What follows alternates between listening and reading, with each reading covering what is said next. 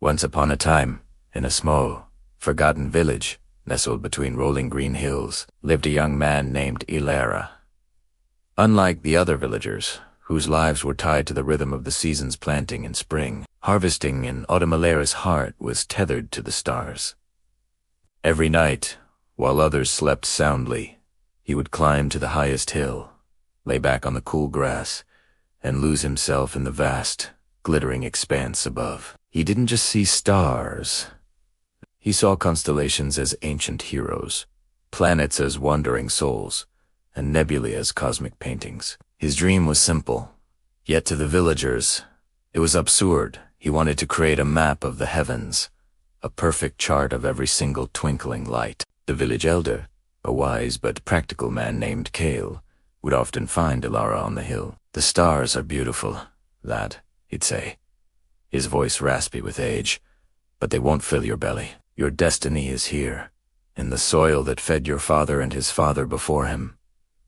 Ilara would listen respectfully, nodding, but his gaze would inevitably drift back to the sky. He believed his destiny wasn't written in the earth, but in the starlight. He began his work with nothing more than charcoal sticks and large sheets of sheepskin parchment. Night after night, he meticulously sketched the patterns, noting the subtle shifts in their positions.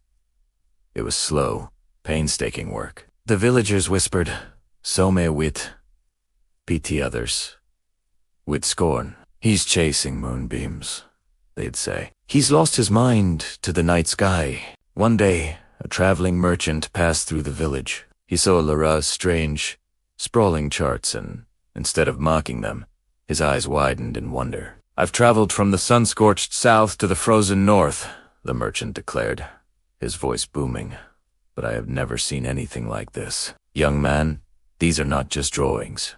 They are a guide." He explained that sailors and caravan leaders paid fortunes for accurate star charts to navigate the vast, unmarked wildernesses of the world. What the villagers saw as a foolish hobby, the merchant saw as a priceless key to the world. He offered Ilara a small pouch of gold for a copy of his most detailed chart. It wasn't a fortune, but it was more money than Ilara had ever held. With the gold, Ilara didn't buy fine clothes or rich foods. He bought a small, brass telescope from the merchant. That night, from his familiar hilltop, the universe opened up to him in a way he had never imagined. Stars he thought were single points of light revealed themselves to be dazzling pairs. Faint, cloudy smudges blossomed into magnificent star clusters. His maps became 10 times more detailed, more accurate, and more beautiful. Word of the star mapper from the forgotten village began to spread, carried by the merchant and other travelers who sought his work. Scholars from distant cities sent letters, requesting his observations. Captains of great ships sent envoys, begging for copies of his celestial guides. The village began to change. The trickle of visitors became a steady stream. They brought with them new goods, new ideas, and new wealth. The village that was once forgotten was now on the map, literally and figuratively, all because one young man dared to follow his dream. The villagers, who once mocked Ilara, now spoke of him with pride. They saw that his destiny was not separate from theirs, but intertwined with it. His dream had not taken him away from the village. It had brought the world to their doorstep. Kale, the elder, stood with Ilara on the hill one evening, looking not at the stars, but at the bustling, vibrant village below. "I was wrong, Ilara," he admitted softly. "Your destiny was not in the soil beneath our feet. It was in the sky above our heads. And by reaching for it, you lifted us all." Ilara never left his village.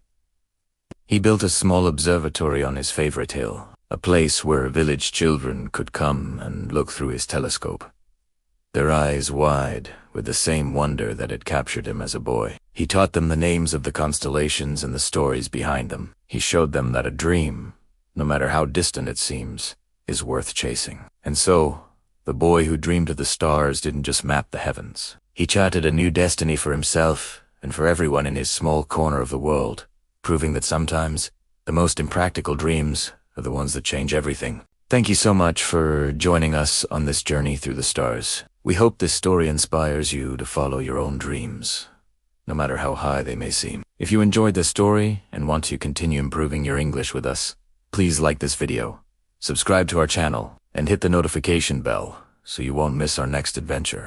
We can't wait to see you again soon. Happy learning.